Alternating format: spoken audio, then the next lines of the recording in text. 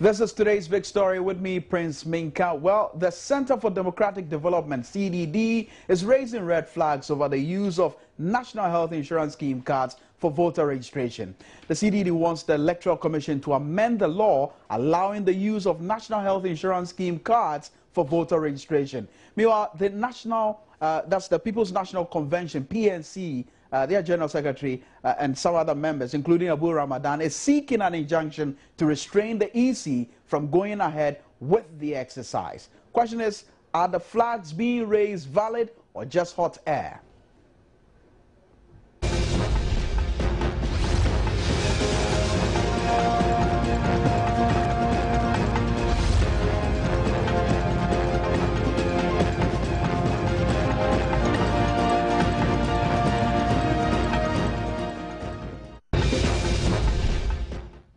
Welcome to the program. Well, the CDD's call comes in the wake of plans by the Electoral Commission to allow prospective voters to use the National Health Insurance cards as a form of identification during the limited voter registration exercise, which will run from July 25 to August 3 this year.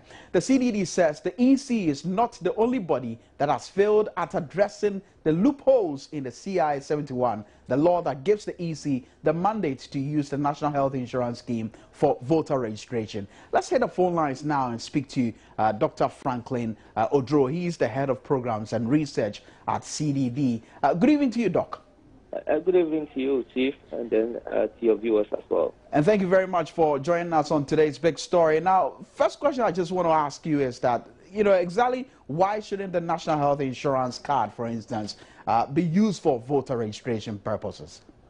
Well, thank you, sir. And let me put this in perspective. And I think the comment that I made earlier today was in reference to some of the earlier comments that have come from some of the stakeholders in our electoral process, including some political parties, and also, indeed, the point you made reference to regarding Abu Ramadan going to court. And my worry is that we are beginning to see litigations around our electoral process again, which we did see in 2012 before going to December, the December poll, which in the end we ended up coming with a court litigation that dragged for over several months. And I thought that if there are certain red flags that have been raised, then it is important for all of us to address some of these issues rather than waiting for us to get out there and then come back to deal with it. So 2 points here. First, we all know that there have been certain allegations or certain suggestions that the current voter list, voter register is not perfect and that it cannot be trusted. It was one of the issues that went before the court, the Supreme Court. Since then, it's been raised by some of the stakeholders. Number two, there has been concerns that one of the identifications that are used for registration is not a foolproof, and that is the NHIS, and that there are potential for it to be abused. And so, specifically, what would you want the Electoral Commission do? Because the last time we heard of the EC on this was when they met with parliamentarians, and that was quite recently. And I'm told, or the information we are picking is that issue came up. The EC says it is ready to deal with it. But what specifically does the CDD want the EC to do? What we want the EC and other stakeholders, and as I said, the parliament, the political parties, is to come together. And if it is the collective interest that this particular identification should not be part of the requirements, then ways must be found to take that out. If it means going back to Parliament to have CI 72 amended to take that particular thing out, then we should do it. We think that we should not wait for us to go through this exercise, for us to raise red flags again on a document that we are all going to use for general elections in 2016. I'm not even thinking so much about 2014.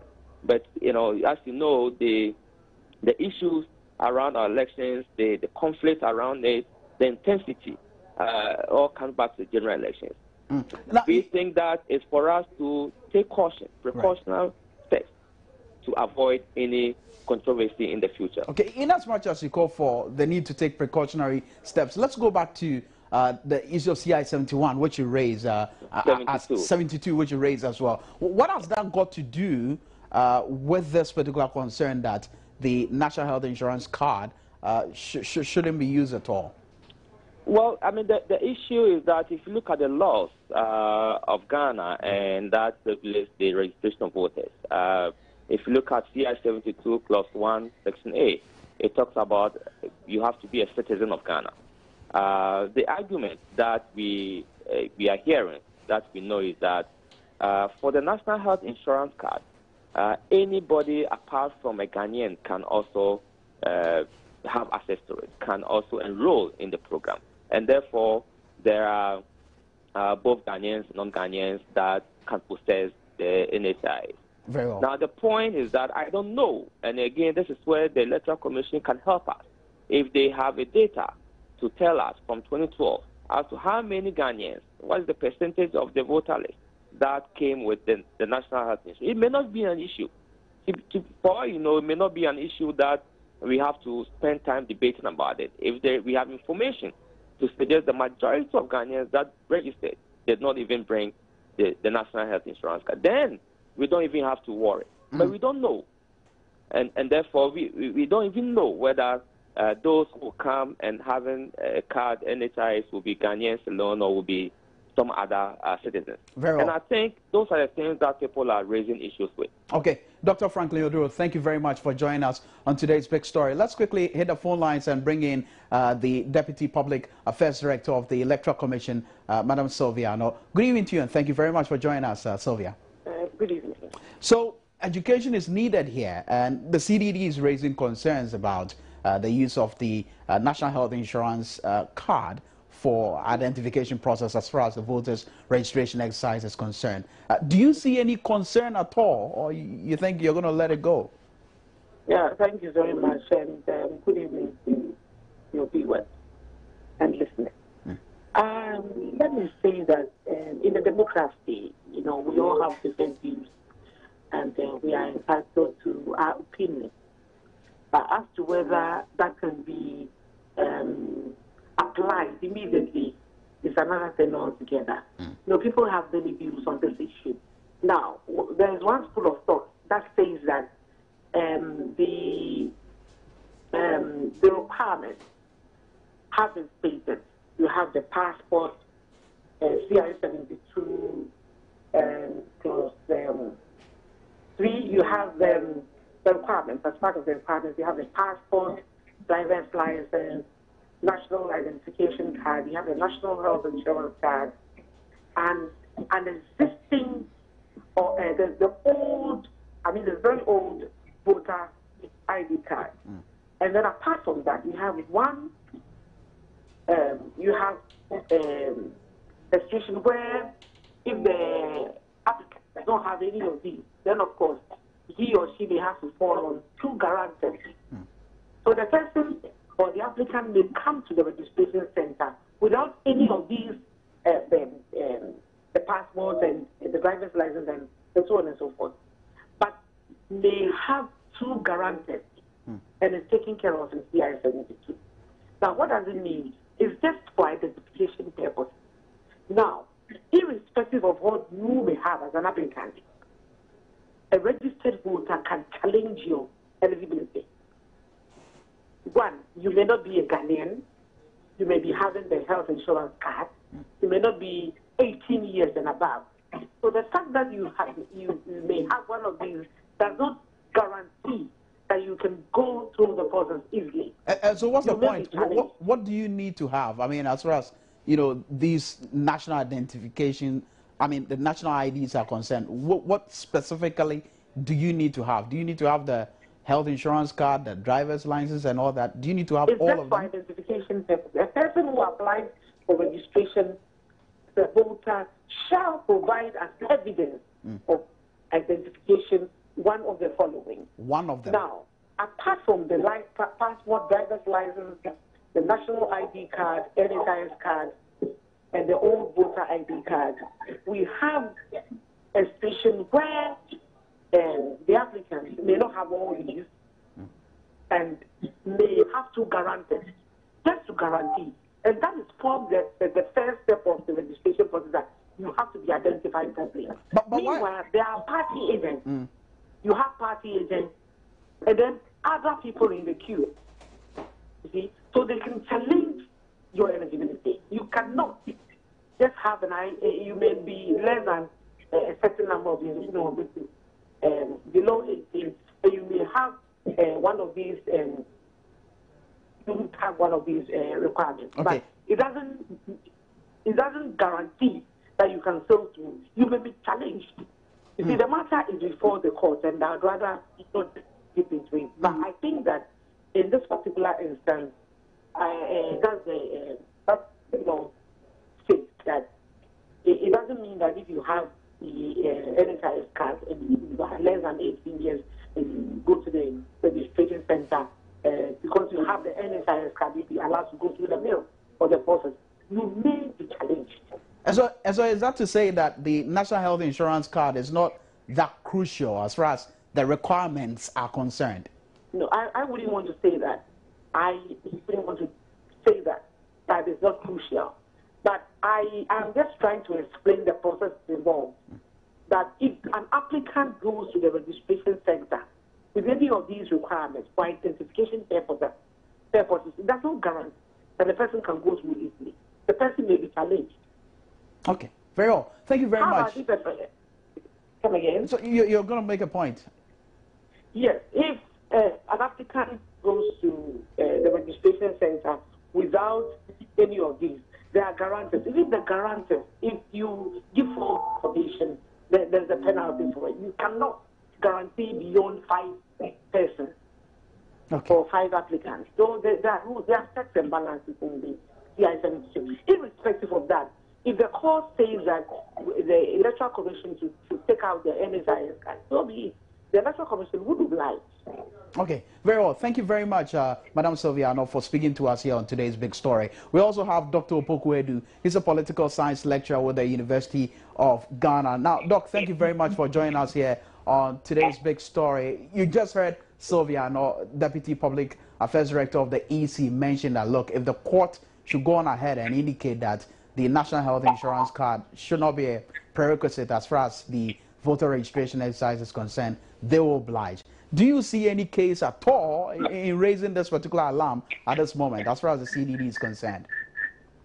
Yeah, in the last after the last elections, a number of observers, did mention that the idea that Ghana's elections are free and fair might be a convenient myth, and 2 things were identified as being responsible. One of them was the so-called block voting or collective political behavior, which is not important to your question you're asking me. But the second one, which is to do with electoral fraud made possible by a bloated register, a bloated voters register.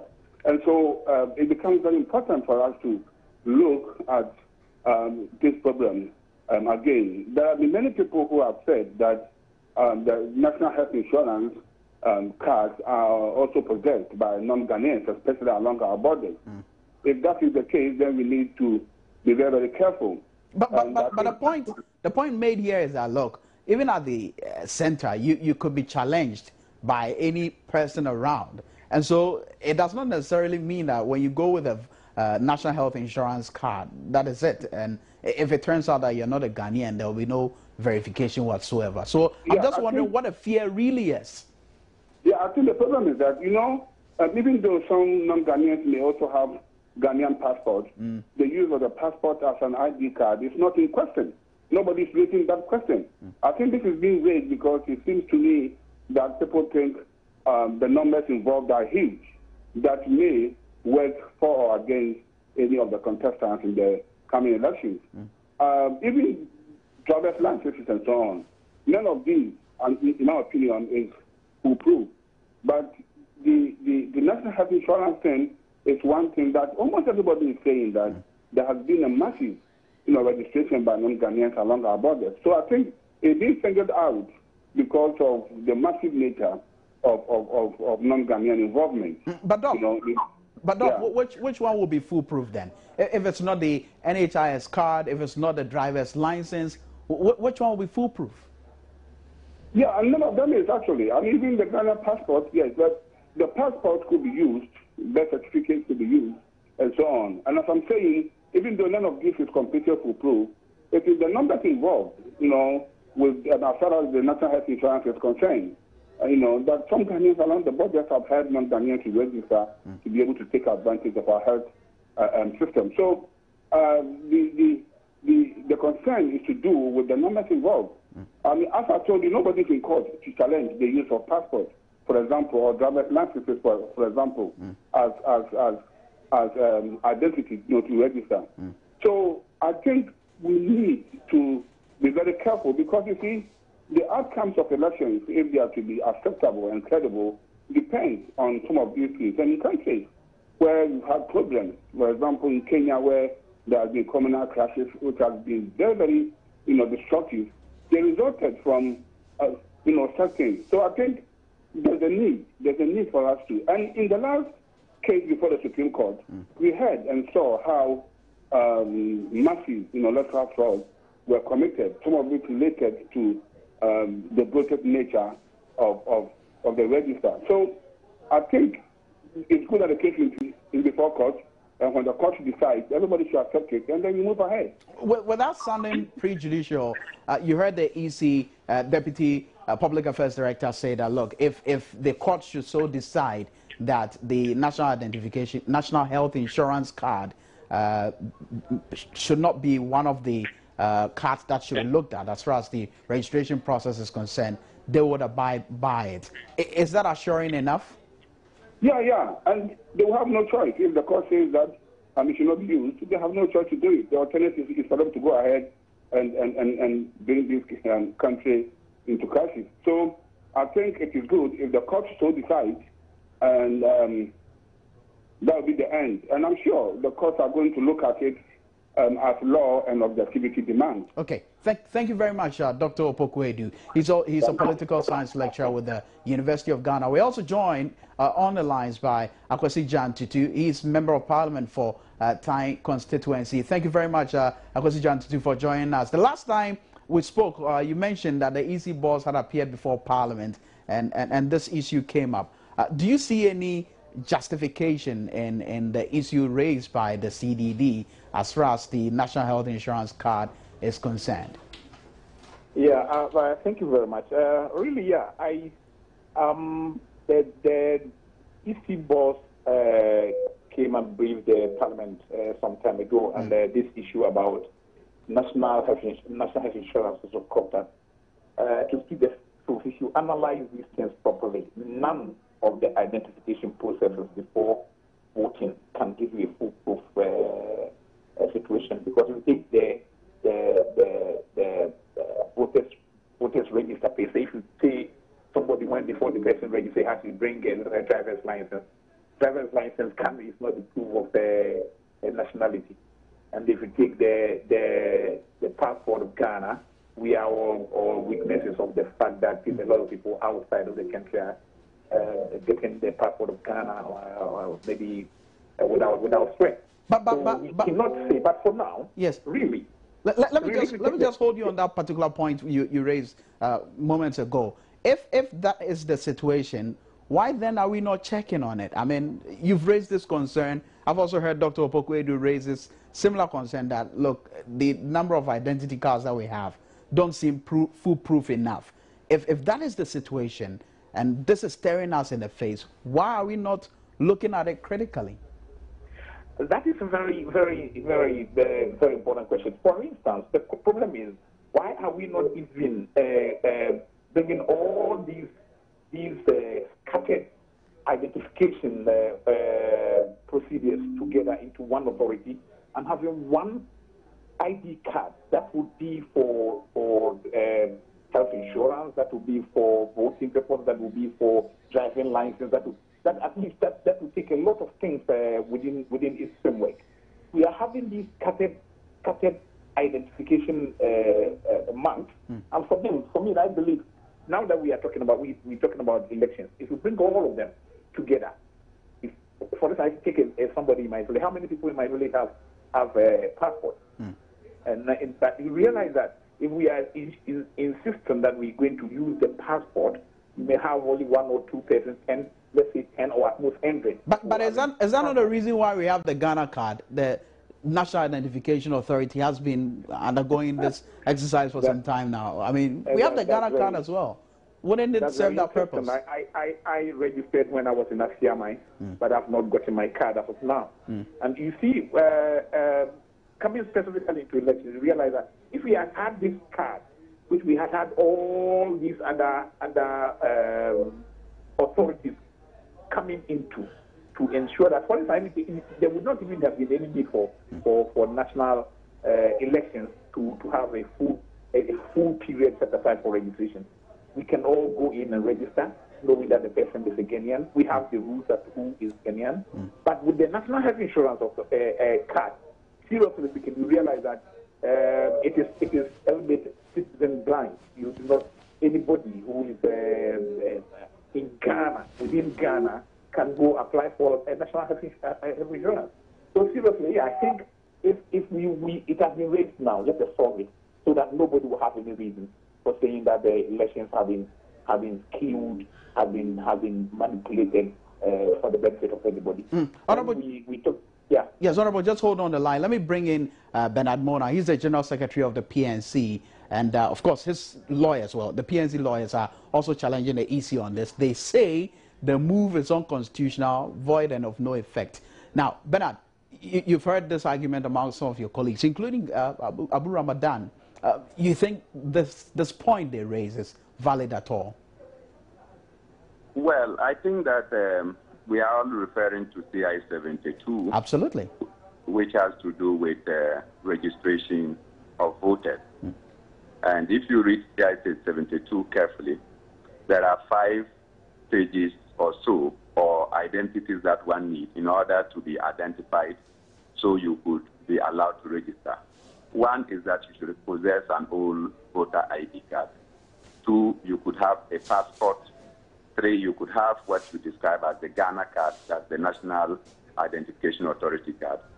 Or 4, you have the National Health Insurance card. Any of these identity crucibles could qualify you to register. So it is not that you must possess all of them. So if you have the national, the Ghana card, or you have a passport, or you have the National Health Insurance card, you are qualified to register. In the absence of any of these, and I have said that these documents are urban documents, because obviously if you register for the Ghana card, it will take you some months before you get it, so you may not get it. But Bernard, back to the issue, why would anyone challenge that, it's not relevant to use the NHIS card? I mean, I'm saying that, honestly, if you ask me, we make issues out of 0 issues. There is no point to raise about it, because in the absence of all these that I have just spoken about, 2 people who are registered voters in the locality could actually come and attest and say that, look, we know this person, he is of age, and therefore you are allowed to register. So if you pick up the issue of the National Health Insurance card, and you say that because non-citizens can register it, it could be as well that, look, at the area that you have gone, 2 people can identify me without any card, and I will be allowed to register. So when that will happen, because that is part of CI 72. So honestly, if you ask me, I don't know what we are ranting about, making issues out of 0. You understand? The second important thing that I just want to express is that when the Electoral Commission met with us to review the electoral laws at Golden Tulip, it was at that point I asked the question, why is it that the primary source that informs the various ID cards, which is the birth certificate, is not being used? People like Obi Amwenku said that, look, it was easy for birth certs in Ghana to be made. And because of that, Parliament itself took the decision that birth certs should not be included on the 4 items that would identify somebody as a citizen and qualified to register. Now, I ask question, if birth cert is needed for you to make a passport, birth cert and birth details are needed for you to make a national health insurance card, birth cert is needed to make your Ghana, and of course, birth cert is needed to make a voter ID card. Okay, quickly. Why would one discredit that? I just want to think that, look, we are ranting on zero issues. Okay, talk about issues. Honorable John Tutu is still on the line, but Bernard, John Tutu raised a point a while ago with Dr. Opoku-Edu agreeing as well that, look, we need to look at the identification cards. Some of them, obviously, all of them are not foolproof, and that would have to be looked at. Do you share the same sentiments? I have stated that, look, the basic point of registration should be at the birth registry. Indeed, we have the birth and death registry. Whatever it will take us to revitalize that institution, so that as soon as you are born, you are given a specific birth number. That number, when you attain, for instance, the age of 8, can be submitted to the Electoral Commission so that it will be incorporated in your data, so that you know that now you are a registered member. And that card can be used at any point. Okay. Importantly, you can use that card as your national health insurance card because it should have some biometric features. And all these, we are talking about biometric features. I think that, look, because we have departmentalized these things, it has ensured that people are able to award contracts saying that we are going to do this biometric, this biometric, this biometric. We are wasting so much money on biometric, and people are carrying more than 5 cards just on the biometric and on identification. So I side with the fact that we should try to have a uniform card that will capture every other aspect of our life. All right, that Bernard. I agree. All right, Bernard. Thank you very much for talking to us. John Tutu, Brett said, is it a way to go? Quickly, sir. No, not necessarily. Like I said, it is futuristic. If we want to actually do this, we have to start now anyway. Okay. We don't have anything to lose, but we need to start now and ensure that it is actually how do you call it, a document that can be relied on. Very well. Actually, I do not believe that the fragmentation of all these things gets well for Ghana. We need to move on now and have a uniform ID card. Very well. Thank you very much, Honorable John Tutu and Bernard Mona, for speaking to us here on today's big story, TBS for that matter. Now, there's a question that I want to ask all of you watching us around the world at this particular moment, especially if you're a Ghanaian. Why would you denounce your citizenship? Check this out. Things are very tough now. For us, a young man like me, I really feel the pinch, Things are really tough, and I think that's why maybe many Ghanaians are changing their nationality. They think they can go to maybe where they can get something much more better than what they are getting here. Maybe because of the way things are moving on in Ghana now. Increments of petrol and all that, electricity, which is not fair. Our ministers are not paying anything. They are enjoying freely, whilst others are suffering in the villages and the poor hospitals. So I think that these are some of the reasons why some people are changing their nationality. This is true. I was in the UK recently. I met a lot of them. They said they will never come back to Ghana because the economy is bad, the system is bad, they are not happy here. There's no job. And all this, you see, so it's true. Yeah, some feel so bad to stay here. That's why they travel outside. They need to restructure the economy well. This oil and other sectors, cutting down expenditure from now even teachers are suffering. I think it all amounts to the frustration in Ghana's economic environment. In fact, the situation now is that people cannot just make ends meet. And those who have the means to travel abroad are desperate to get abroad and then maybe change their nationality. In fact, there's so much hopelessness in our system today. In spite of all the God-given resources that Ghana has been endowed with, this economic situation is just not improving. And people are just frustrated about the situation. Yeah, the first thing that comes to mind is the situation of our economy this time. Everybody wants to go outside, and we think that is where we can make it. So when people go out, they want to denounce their nationality and take that of the countries that they go to reside in. And I think to some extent it brings results, sometimes good or bad. Some go out there and make it, and then they remit their various families at home. Others don't make it and become a problem over there. So it is the other way. That one, I think it's very bad for those who are changing their nationality, because as a Ghanaian, you have to feel proud of your country and feel proud of your nationality. That's what I think. It's very bad for those who are changing it. I would advise them, it's better they change back to their nationality. It will help them. They shouldn't feel shy of their country.